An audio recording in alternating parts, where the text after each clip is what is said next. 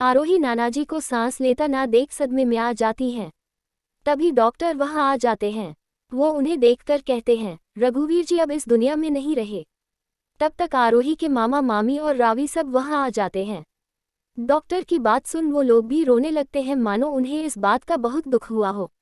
आरोही के आंखों से आंसू थमने का नाम ही नहीं के रहे थे। आज तो उसकी दुनिया ही उजड़ गई थी। उसकी जिंदगी में सब कुछ बदलने वाला था। दूसरी ओर शहर से बहुत दूर एक खूबसूरत जगह पर चारों तरफ हरियाली ही हरियाली थी।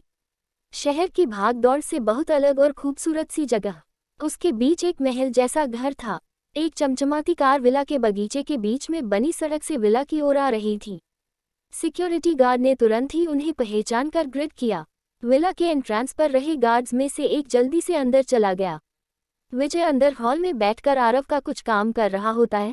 तभी वो गार्ड आकर उसे कहता है, मिस्टर विजय, विक्रांत सर आए हैं। उसकी बात सुन विजय डर कर खड़ा हो जाता है। वो बोलता है, क्या तुमने अपनी आंखों से देखा, सच में विक्रांत सर ही है? वो गार्ड कॉन्फिडेंस से हामी भरते हुए कहता है, हाँ बिल्कुल सर, मैंने खुद उन्हें अपनी कार में आते देखा है। तब तक वहाँ बहुत सारे लोगों के आने की आवाज़ आती है। एक पावरफुल आदमी जो उम्र में शायद 50-55 का होगा, 8-10 बॉडीगार्ड के साथ विला में एंटर होता है। उसने ब्लैक सूट पहना रखा था। उसकी पर्सनैलिटी और बिहेवियर बहुत खतरनाक मालूम पड़ रहा था। उसके अंदर आते ही उसके बॉडीगार्ड विला के एंट्रेंस पर ही रुक जाते हैं। विजय जल्दी से उनके सामने जाकर ग्रिड करते हुए कहता है, हेलो सर, आपने यहाँ आने की तकलीफ की, मगर आरव सर तो घर पर नहीं है। उसकी बात को काटते हुए विक्रांत कहता है, मैं आरव से नहीं तुमसे मिलने आया हूँ। उसकी बात सुन विजय डर जाता है। विजय घबराते हुए कहता है, जी सर, आपको मेरा काम था। तब तो अपने मुझे बुलवा लिया होता, मैं खुद आ जाता, आपको यहाँ आने की तकलीफ नहीं होती। विजय ये कह रहा होता है, तब तक विक्रांत सोफे पर जाकर बैठ जाता है। विजय उनके सामने जाकर खड़ा रहता है और मेड को उनके लिए कुछ लाने का इशारा करता है। विक्रांत कहता है, वो लड़की कौन है? विक्रांत की बात सुन विजय पसीना पसीना हो जाता है। फिर वो सोचता है, मैं इतनी बड़ी बात कैसे भूल सकता हूँ? आरव सर के बारे में कोई भी बात विक्रांत सर से नहीं छुपती। विजय अपने रुमाल से पसीना पोंछते हुए कहता है, जी सर, वो लड़की। वो विक्रांत कहता है, आँख फूल है, फिर भी तुम्हें पसीना आ रहा है। तब तक मेड वहाँ कॉफ़ी, नाश्ता और पानी की ट्रे लेकर आती है और वहाँ रख देती है। विक्रांत टोंट मारते हुए विजय से कहता है, मुझे लगता है इसकी ज़रूरत आपको है। ये कहते हुए पानी का ग्लास विजय की ओर करते हैं। विजय कहता है, नहीं सर, वो मैं। तब तक विक्रांत वो पानी का ग्लास विजय के मुंह पर फेंक देता है और अपनी जगह से खड़ा हो जाता है। विजय जल्दी से अपने मुंह को पोंछते हुए कहता है, सर माफ़ कर दीजिए, मुझसे गलती हो गई, मैं सब कुछ आपको समझा सकता हूँ। फिर बिना रुके ही विजय बोलने लगता है, सर, वो कल रात आरव सर की मिस्टर आहूजा के साथ डिनर मीटिंग थी। मैंने तो सब कुछ अच्छे से चेक करवाया था, मगर पता नहीं कैसे उन्होंने आरव सर की ड्रिंक में कुछ मिला दिया था। मैं कल रात सर के साथ नहीं था क्योंकि उन्होंने मुझे कुछ और काम से बाहर भेजा था। जब मैं सुबह उनके रूम पर पहुंचा तो बाहर बहुत सारे मीडिया के लोग थे, इसलिए मैंने सर को फ़ोन किया, पर सर ने फ़ोन नहीं उठाया। मैंने दूसरे बॉडीगार्ड को बुलाया, मगर वो आते तब तक सर ने कमरे का दरवाज़ा खोल दिया था। और उसके बाद विजय कुछ नहीं बोलता। विक्रांत उसे सवालिया नज़रों से देखने लगता है। विजय वही सेंटर टेबल पर पड़े लैपटॉप में एक वीडियो ऑन करता है। वो वीडियो आज सुबह का था, वो पीछे से लिया गया था, इसलिए आगे के कैमरामैन, आरव और वो लड़की सब एक साथ दिख रहे थे। विक्रांत जल्दी से वो वीडियो देखने लगता है। एक मासूम सी लड़की डरी हुई हालत में बाथरोब पहने रोते हुए अपने हाथों से खुद के फेस को कवर करते हुए खड़ी थी। तभी आरव आगे की तरफ कैमरा लेकर खड़े रिपोर्टर और उस लड़की के बीच आ जाता है। उसकी आंखों में भयानक गुस्सा साफ दिख रहा था। वो गुस्से में कैमरे को जोर से जमीन पर फेंककर उस लड़की की ओर जिस नज़र से देखता है, ऐसा लग रहा था उसे उस लड़की की बहुत फिक्र थी। वो उसे इन सब से बचाना चाहता था। इस वीडियो को देख विक्रांत को अपनी आंखों पर विश्वास नहीं हुआ। वो इसे बार बार देख रहा था। जब उसने कम से कम 10 बार देख लिया तो लैपटॉप बंद करके विजय से पूछने लगा, ये लड़की को है और मीडिया को इस बात का पता कैसे चल गया था? विक्रांत की बात सुन विजय उनसे कहता है, सर, ये लड़की रघुवीर सिंघानिया की ग्रैंड डॉटर है, मिस आरोही सिंघानिया। और ये मीडिया वाले भी उनके लिए ही आए थे, आरव सर के लिए नहीं। ऐसा लग रहा था मानो कोई उसे बदनाम करना चाहता था। विक्रांत गुस्से में विजय से कहता है, पता करो उस आहूजा ने इस गंदे काम के लिए किसे हायर किया था और उस लड़की के बारे में भी मुझे सारी की सारी इन्फॉर्मेशन चाहिए।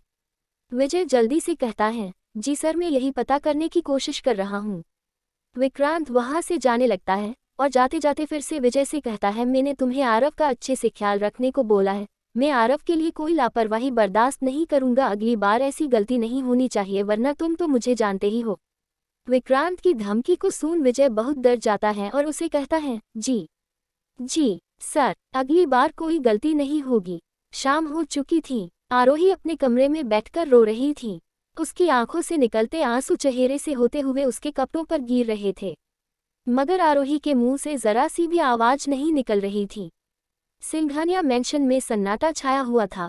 रघुवीर सिंघानिया के अंतिम संस्कार में आए लोग धीरे धीरे जा चुके थे। रघुवीर सिंघानिया ने अपनी जिंदगी में पैसे से भी ज्यादा इज्जत और नाम कमाया था, इसीलिए बहुत सारे लोगों का वहां आना नॉर्मल था। आखिर तक आरोही के मामाजी मनोहर के ससुराल वाले लोग बैठे हुए थे, वो भी अब जा रहे थे। आरोही इन सब के बीच एक बार भी अपने कमरे से बाहर नहीं निकली थी, न ही किसी ने उसे कुछ कहा था। नानाजी की अर्थी को अंतिम संस्कार के लिए ले जाया गया था, तभी आरोही ने खुद को कमरे में बंद कर लिया था। आज रावी सब लोगों के बीच व्यस्त होने की वजह से वो बहुत थका थका सा महसूस कर रही थी। सुबह से अब उसे कुछ खुद के लिए सोचने का मौका मिला था। सबके जाते ही सफ़ेद कपड़े पहने रावी चैन से सोफे पर बैठ जाती है और कुछ सोचने लगती है। वो जल्दी से अपना फ़ोन चेक करने लगती है, मगर उसे अपने दादाजी की मौत की न्यूज़ के अलावा और कोई खास न्यूज़ ना देख उसे हैरानी होती है। वो सोचती है, आखिर ऐसा कैसे हो सकता है। वो जल्दी से अपनी फ्रेंड प्रिया को कॉल करती है। फ़ोन उठाते ही प्रिया उसे कहती है, मैं तुम्हें कॉल करना चाहती थी, मगर मैंने तुम्हारे दादाजी के बारे में सुना। सच में मुझे बहुत बुरा लगा ये जानकर।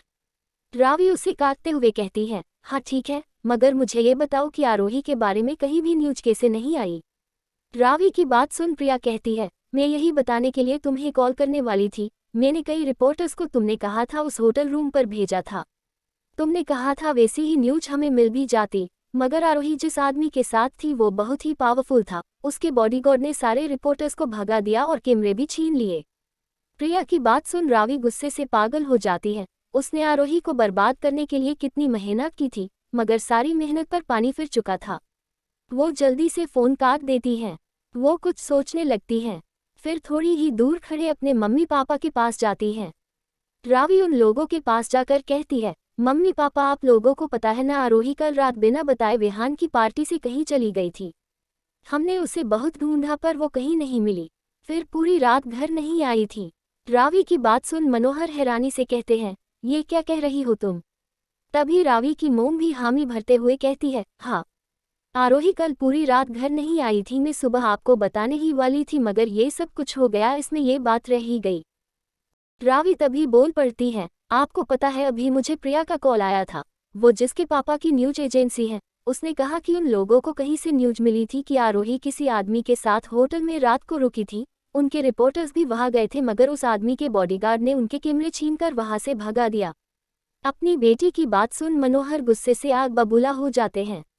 वो चिल्लाकर आरोही को बुलाते हैं, आरोही, आरोही। अपने मामाजी को गुस्से में चिल्लाते देख आरोही डर कर बाहर आ जाती है। वो सीढ़ियों से नीचे उतर रही होती है, तभी उसकी मामीजी रावी की बताई गई बात को बोलते हुए उसे पूछने लगती है, तुम में जरा सी भी शर्म है या नहीं, या फिर पूरी तरह से अपनी माँ पर गई हो, बेशर्म कहीं की। अपनी मामीजी को इस तरह से बात करते देख आरोही डर जाती है। वो अपनी सफाई देते हुए बोलती है, मेरा यकीन करिए, मैं वहाँ कैसे पहुंची और उसके बाद क्या हुआ मैं ये बिल्कुल भी नहीं जानती। इन सब में मेरे साथ गलत हुआ है।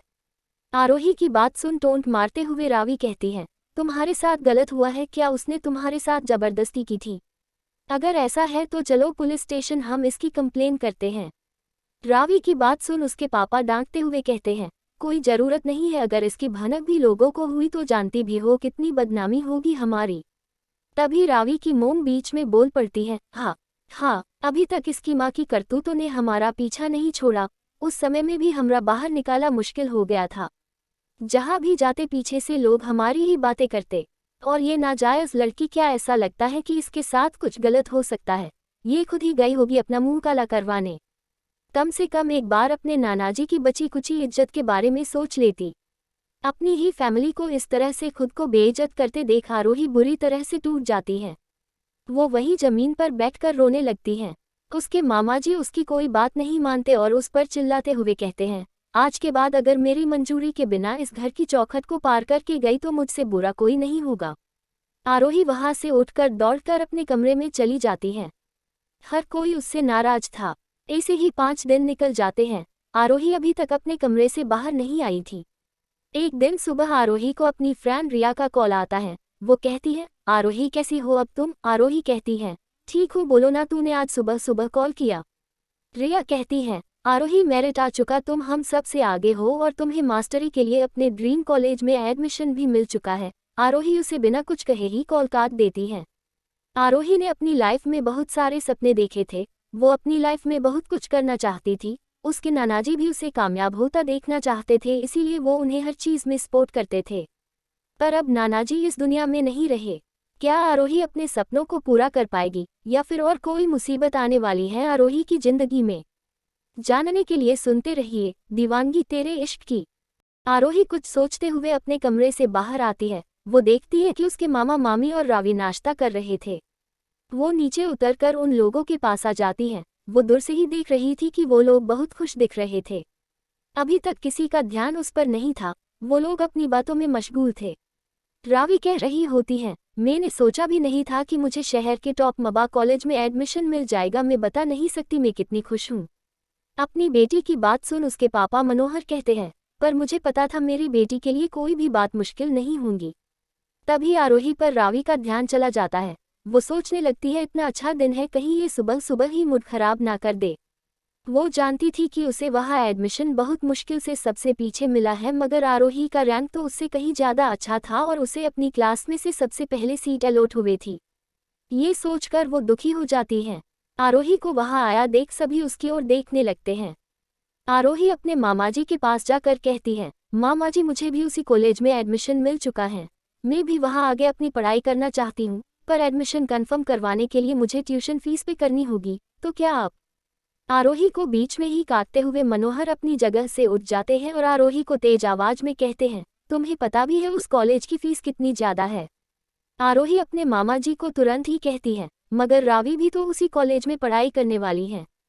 फिर से मनोहर आरोही की बात को काटकर और ऊंची आवाज में कहता है, क्या कहा तुमने? रावी मेरी बेटी है, मनोहर सिंघानिया की, उसके लिए कोई भी बात मुश्किल नहीं है। तुम्हें तो मेरे पापा ने बचपन से सर पर चढ़ा रखा है, वरना अपने बाप के घर होती तो पता चलता उसके पूरे खानदान में किसी की औकात नहीं है कि उस कॉलेज में तुम्हें पढ़ा सके। अपने मामाजी को खुद के साथ इतना बुरी तरह से बात करते हुए देख वो बहुत ही दुखी हो जाती है और रोते रोते ऊपर अपने कमरे में दौड़कर चली जाती है। वो कमरे में आकर दरवाज़ा बंद करके फुट फुट कर रोने लगती है।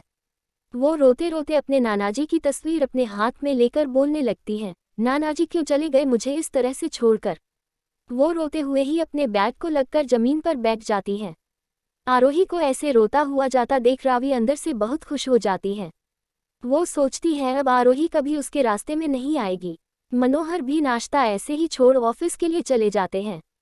उनको ऐसे जाते देख रावी की माँ सुरेखा बड़बड़ाते हुए कहती है, ये लड़की भी नामनहूस है, सुबह सुबह ही पूरा मूड खराब हो गया, बेचारे तुम्हारे पापा भी बिना नाश्ता किए चले गए। रावी भी अपनी माँ की बात सुन मुंह बनाने लगती है और बाद में अपना नाश्ता करने लगती है। ऐसे ही 2 दिन बीत जाते हैं। आरोही को उसकी फैमिली में से कोई भी नहीं पूछता था। किसी को कोई फिक्र नहीं थी कि वो खाना खाए ना खाए। घर की पुरानी मेड जो कई सालों से सिंघानिया मेंशन में काम किया करती थी, आरोही के बचपन में भी वो उसका ध्यान रखती थी। रघुबीर जी आरोही की पूरी जिम्मेदारी उसे सौंपकर ही ऑफिस जाया करते थे। वो सुरेखा पर भरोसा नहीं कर सकते थे। वैसे भी वो आरोही के बारे में अच्छा नहीं सोचती थी, ये बात पहले से ही रघुबीर जी को पता थी। वो मेड कविता आरोही को रोज उसके मना करने के बावजूद खाना खिलाती थी और उसका ख्याल रखती थी। रघुवीर जी के जाने के बाद उसे पता था कि इस घर में आरोही का ध्यान रखने वाला अब कोई नहीं है। दूसरी ओर आरव बजाज अपने काम को पूरा कर विदेश से वापस आ गया था। वो अपनी कार से अपने विला की तरफ जा रहा होता है। विजय उसे ड्राइवर और बॉडीगार्ड के साथ एयरपोर्ट से पिक करने गया होता है।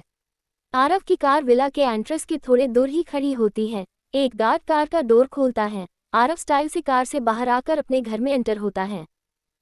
वो अपने बेडरूम में जा ही रहा होता है, मगर उसे हॉल में ही कोई पावरफुल आदमी सोफे पर बैठा दिखता है। वो तुरंत उसके पास जाकर उसे कहता है, गुड मॉर्निंग अंकल, बहुत दिनों बाद मिले हैं, कैसे हैं आप? आरव जब ये बोल रहा होता है वो आदमी खड़ा होकर आरव से गले मिलता है, आरव भी उसे गले मिलता है, फिर सोफे पर उसके सामने बैठ जाता है। विजय भी आरव के पीछे ही होता है। वो विक्रांत को फिर से यहाँ देख बुरी तरह से डर जाता है। वो सोचता है अगर आरव सर को पता चला कि उसने उस लड़की के बातें विक्रांत सर को सारी इन्फॉर्मेशन निकाल के दी है तो वो उसका क्या हाल करेगा। विक्रांत अपने पीछे खड़े खुद के असिस्टेंट से कहता है, सौरभ मुझे वो फाइल दो। सौरभ वो फाइल विक्रांत को दे देता है। विक्रांत उस फाइल को आरव को देता है और कहता है तुम क्या कहोगे इस बारे में। आरव वो फाइल देखने लगता है। उसमें उस रात वाली लड़की की फोटो थी, ऐसा लगता था उससे सोशल मीडिया से ली गई थी, और एक दूसरी फोटो भी थी जो उसी सुबह की थी जिसमें वो उस लड़की के साथ था। बाकी सब पेपर्स में उस लड़की के बारे में सारी इन्फॉर्मेशन थी। ये देख आरव को बिल्कुल हैरानी नहीं होती क्योंकि उसे पता था कि उसके अंकल के लिए ये इन्फॉर्मेशन निकालना कोई बड़ी बात नहीं। वो फाइल को टेबल पर रखकर खड़ा हो जाता है। वो विक्रांत से नजरें चुराते हुए कहता है, अंकल भूल जाए इसे, उस रात मुझसे बहुत बड़ी गलती हो गई। अब विक्रांत आरव से क्या कहेगा? विक्रांत उस लड़की के साथ क्या करने वाला है? आरव विक्रांत से नजरें चुराते हुए कहता है, अंकल भूल जाए इसे, उस रात मुझसे बहुत बड़ी गलती हो गई। आरव को ऐसा बोलते देख उसके अंकल उसे कहते हैं, क्या मतलब तुम्हारा? तुम्हें पता भी है उस लड़की के साथ कितना गलत हुआ है? तुमसे कोई छोटी मोटी गलती नहीं हुई है। जब मैंने इस मामले की तहकीकात की तब मुझे पता चला कि उस आहूजा ने जिस बदमाश रघु को इस काम के लिए हायर किया था, उस रघु को ही किसी ने उस लड़की आरोही को बर्बाद करने हायर किया था। इसका मतलब साफ साफ समझ रहे हो, वो वहाँ अपनी मर्जी से या गलती से नहीं आई थी, जबरदस्ती लाया गया था। आरव विक्रांत की बात सुन कुछ सोचने लगता है। तभी विक्रांत फिर से कहता है, मैं और कुछ कहना सुनना नहीं चाहता, बस यही चाहता हूँ कि तुम्हें उस लड़की से शादी करनी होगी, कैसे भी तुम्हारे पास सिर्फ 24 घंटे है। विक्रांत की बात सुन आरव हैरान हो जाता है। वो ऊंची आवाज से कहता है, अंकल आप क्या बोल रहे हैं? पता तो है आपको, मैं और शादी? मैंने पहले ही कहा था अपनी लाइफ के सारे फैसले मैं खुद लूंगा, किसी और की दखल अंदाजी मुझे बिल्कुल भी पसंद नहीं है। मैं ये शादी वादी कुछ नहीं करने वाला, वैसे भी मुझे लड़कियों में कोई इंटरेस्ट नहीं है। आरव की बात सुन उनके अंकल हंसते हुए कहते हैं, शायद इस लड़की में तुम्हारा इंटरेस्ट आ जाए, वरना तुमसे ऐसी गलती नहीं होती। और मत भूलो कि मैं ये तुम्हें अपनी गलती सुधारने के लिए कह रहा हूँ। विक्रांत वहां से जाने लगता है। वो जाते जाते फिर से आरव को बोलता है, याद रखना तुम्हारे पास सिर्फ 24 घंटे है। उस लड़की का कोई बॉयफ्रेंड भी नहीं है, इसलिए शायद तुम्हें ज्यादा तकलीफ नहीं होगी। चलो अब कल मिलते हैं। ये कहते हुए विक्रांत वहां से चला जाता है। आरव अपने सर पर हाथ रखकर सोचते हुए सोफे पर बैठ जाता है। वो सोचता है कि अंकल की बात को वो अब टाल भी नहीं सकता, उसे उस लड़की से शादी करनी ही होगी।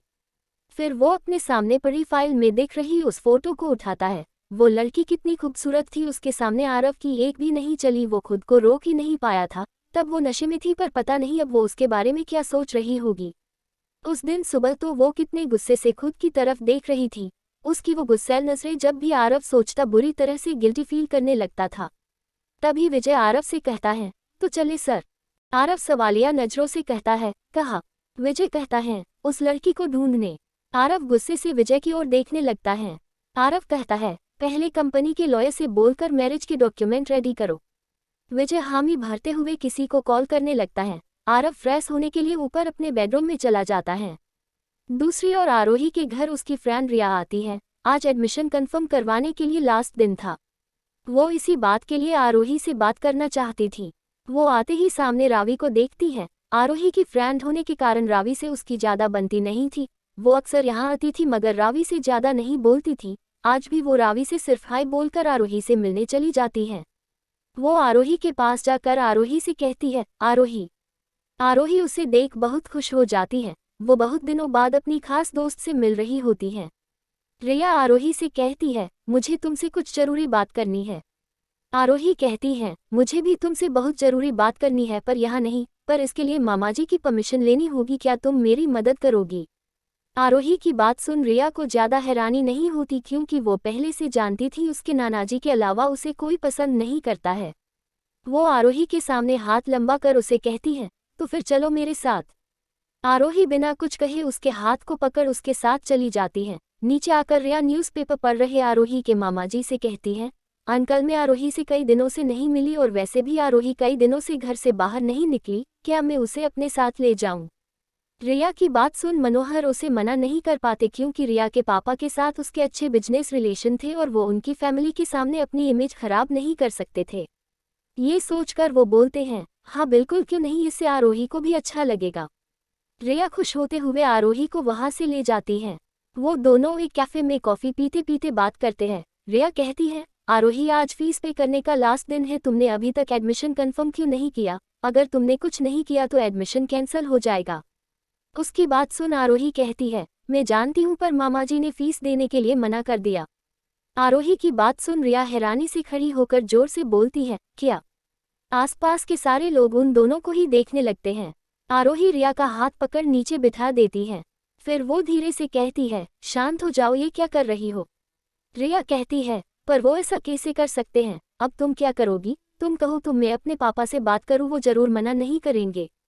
आरोही उसे मना करते हुए कहती है, नहीं मैं ऐसा नहीं चाहती हूँ, वो क्या सोचेंगे? आरोही बहुत उदास होती है। रिया उसका हाथ पकड़ लेती है। आरोही की आंखों से आंसू निकलने लगते हैं। वो अपने अंदर दबी हुई बात हिम्मत करके रिया को बता देती है, उस रात जो कुछ भी हुआ था और उसके बाद इस बात पर उसकी फैमिली ने उसके साथ कैसा बर्ताव किया था। आरोही की बात सुन रिया को बहुत ज्यादा बुरा लगता है। साथ ही साथ आरोही के साथ गलत करने वाले इंसान से नफरत करने लगती है। वो उसे गले लगा लेती है। रिया आरोही को संभालती है। वो दोनों थोड़ी देर बात करने के बाद वहां से निकल जाते हैं। वो लोग कैफे से बाहर ही आते हैं तभी काले कपड़े वाले 4-5 लोग बड़ी सी कार में से निकालकर बाहर आते हैं। उन लोगों के चेहरे पर कोई हाव भाव नहीं थे, मानो वो रोबोट हो। और तो और उन लोगों के पास बंदूकें भी थीं। उनमें से एक जो उन सब का बॉस दिख रहा था, आरोही के पास आकर कहता है, मैडम आपको हमारे साथ चलना होगा। आरोही उसकी बात सुन डर जाती है। वो जल्दी से रावी का हाथ पकड़ लेती है। आखिरकार इतने खतरनाक आदमियों को उसका क्या काम? आरोही पीछे हट रही होती है। उसको देखकर पता चल रहा था कि वो उन लोगों के साथ नहीं जाना चाहती, पर तभी वो आदमी फिर से बोलता है, हमारे सर आपसे अभी ही मिलना चाहते हैं। अगर आप नहीं आई तो माफ करिए, मगर हमें आपको जबरदस्ती ले जाना होगा। शायद आप ऐसा नहीं चाहेगी, प्लीज कोऑपरेट विथ अस। आरोही को लगता है वो वहां से इन लोगों से भाग नहीं पाएगी। वो बहुत सारे थे और वो खतरनाक भी थे, पर वो आदमी एकदम सलीके से बात कर रहा था। आरोही उनकी बात मान उन लोगों के साथ चली जाती है।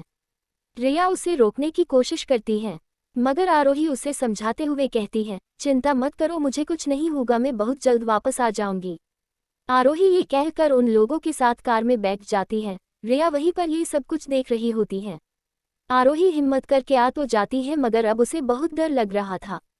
वो कार शहर से बाहर जाकर एक सुंदर जगह की ओर जा रही थी। आरोही खिड़की से इस नज़ारे को देख रही थी, कितने सारे पेड़ पौधे और बागीचे से के बीच वो कार एक महल जैसे घर के सामने जाकर रुकती है। वो काले कपड़े वाला आदमी आरोही के लिए कार का डोर खोल देता है। आरोही बाहर आकर अपने आसपास के नज़ारे को ही देख रही थी। वो सब इतना सुंदर था कि वो बाकी सब भूल गई। तभी वो आदमी उसे कहता है, चलिए मैम। आरोही अपने विचारों में से बाहर आकर उसके पीछे पीछे घर के अंदर जाने लगती है।